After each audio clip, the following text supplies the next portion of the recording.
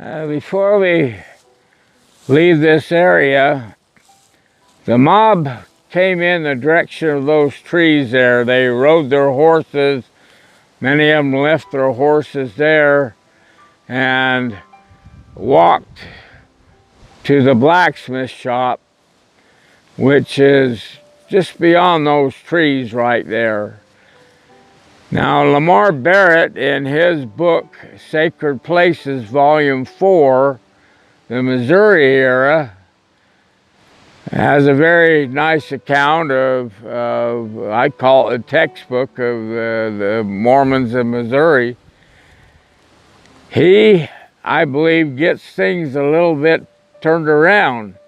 He says that the well was north of the blacksmith shop. That would put it further out in the field. All the other accounts say the well was between the blacksmith shop and the creek.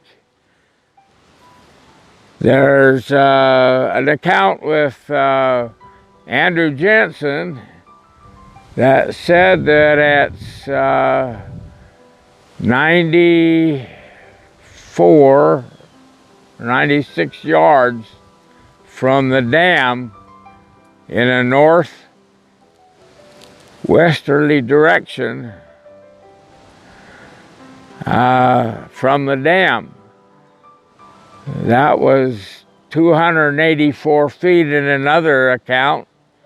So from the dam being here, you walk out that way about 284 feet, it puts you in approximation of the well. The well was not finished. That means it wasn't walled up with stones. That means that it was still being dug. They said it was a dry well in one account, and so it hadn't got down to the water table of Shoal Creek here yet. My theory is that the way they dug wells was to take a scoop behind a mule or a horse and dig the ground out, dump it, dig the ground out, dump it, dig the ground out, dump it. And so you'd have basically an excavation that was 12 feet deep. Several accounts, they all differ a little bit on how deep the well was, but I think about an average in accounts is 12 feet. But that makes more sense because most wells, when they're walled up, are maybe about 3 feet in diameter.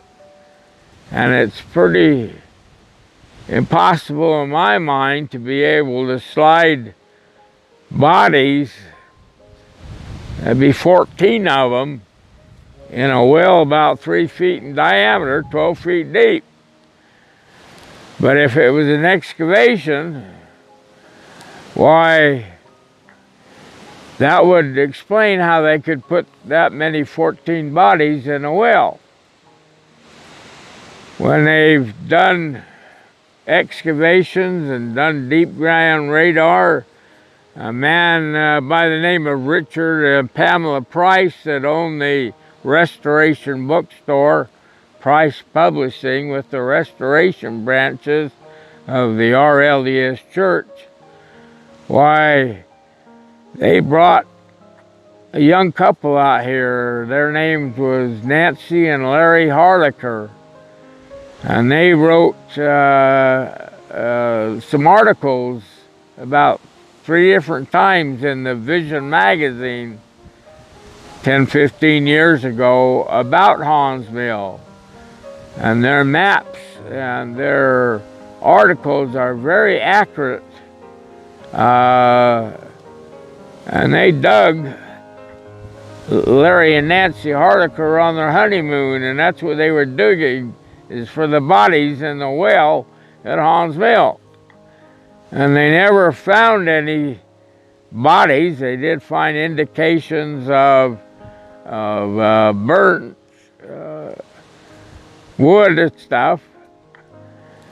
But everybody keeps thinking they'll find bodies and bones.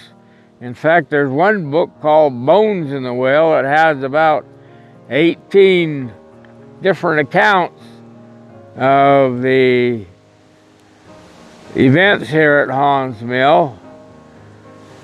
They're looking for bones, they're looking for bodies. My theory is that about 1841, it flooded and washed out the White Mill downstream.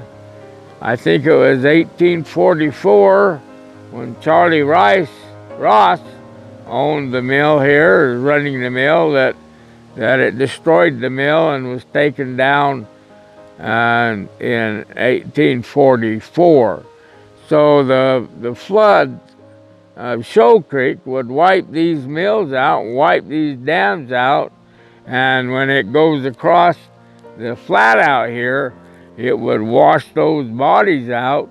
And if you want to find bones and bodies, you need to go downstream and start looking for them.